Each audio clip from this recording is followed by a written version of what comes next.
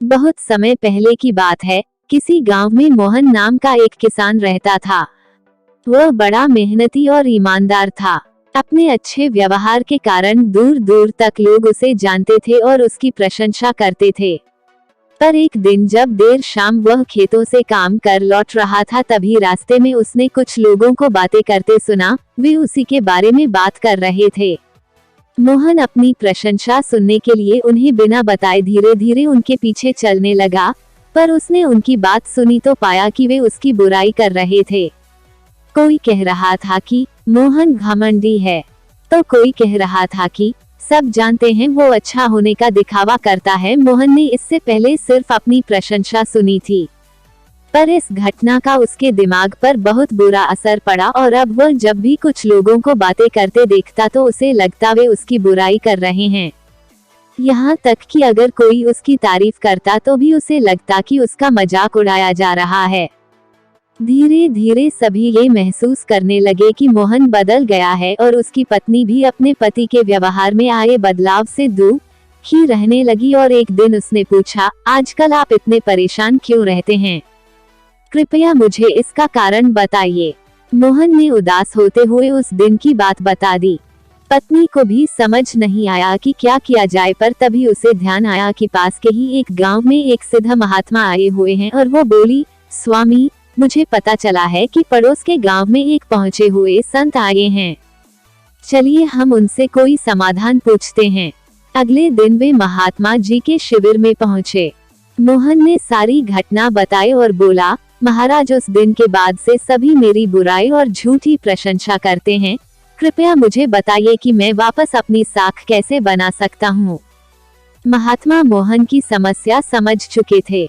पुत्र, तुम अपनी पत्नी को घर छोड़ आओ और आज रात मेरे शिविर में ठहरो। महात्मा कुछ सोचते हुए बोले। मोहन ने ऐसा ही किया, पर जब रात में सोने का समय हुआ तो अचानक ही मेढकों के टर टर की आवाज आने लगी। मोहन बोला, ये क्या महाराज, यहाँ इतना कोलाहल क्यों है? पुत्र, पीछे एक तालाब है। रात के वक्त उसमें मौजूद मेढक अपना राग अलापने लगते हैं, पर ऐसे में तो कोई यहाँ सो नहीं सकता। मोहन ने चिंता जताई। हाँ बेटा, पर तुम ही बताओ हम क्या कर सकते हैं? हो सके तो तुम हमारी मदद करो, महात्मा जी बोले। मोहन बोला, ठीक है महाराज, इतना शोर सुन के लगता है इन मेढकों की संख्या हजारों में होगी। मैं कल ही गांव से 50-60 मजदूरों को लेकर आता हूँ और इन्हें पकड़कर दूर नदी में छोड़ आता हूँ। और अगले दिन मोहन सुबह सुबह मजदूरों के साथ वहां पहुंचा। महात्मा जी भी वहीं खड़े सब कुछ देख रहे थे। तालाब ज्यादा बड़ा नहीं था। 8-10 मजदूरों ने चारों ओर से जाल डाला और मेढकों को पकड़ने लगे। थोड़ी देर की ही मेहनत में सारे मेढक पकड़ लिए गए। जब मोहन ने देखा कि कुल मिलाकर 50-60 ही मेढक पकड़े गए हैं, तब उसने महात्मा जी से पूछा, महाराज, कल रात तो इसमें हजारों मेढक थे, भला आज वे सब कहाँ चले गए? यहाँ तो बस मुट्ठी भर मेढक ही बचे हैं। महात्मा जी गंभीर होते हुए बोले, कोई मेढक कहीं नहीं गया। तुमने कल इन्हीं मेढकों की आवाज सुनी थी। ये मुट्ठी भर मेढक ही इतना शोर कर रहे थे कि तुम्हें लगा हजारों मेढक टर टर कर रहे हों। पुत्र, इसी प्रकार जब तुमने कुछ लोगों को अपनी बुराई करते सुना तो भी तुम यही गलती कर बैठे। तुम्हें लगा कि हर कोई तुम्हारी बुराई करता है, पर सच्चाई ये है कि बुराई करने वाले लोग मुट्ठी भर मेढक के समान ही थे।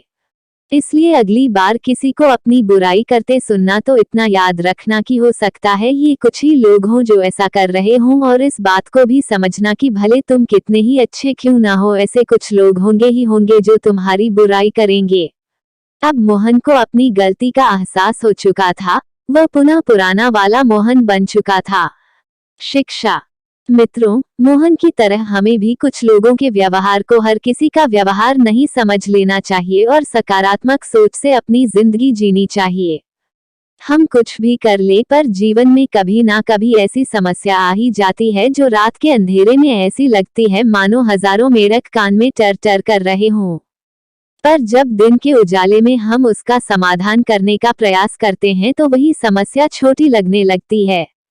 इसलिए हमें ऐसी परिस्थिति में घबराने के बजाय उसका उपाय खोजने का प्रयास करना चाहिए और कभी मुट्ठी भर मेढकों से घबराना नहीं चाहिए। सदैव प्रसन्न रहिए, जो प्राप्त है पर्याप्त है, जिसका मन मस्त है उसके पास समस्त है। कहानी पसंद आई तो लाइक करें, शेयर जरूर करें, सब्सक्राइब करना ना भूलें।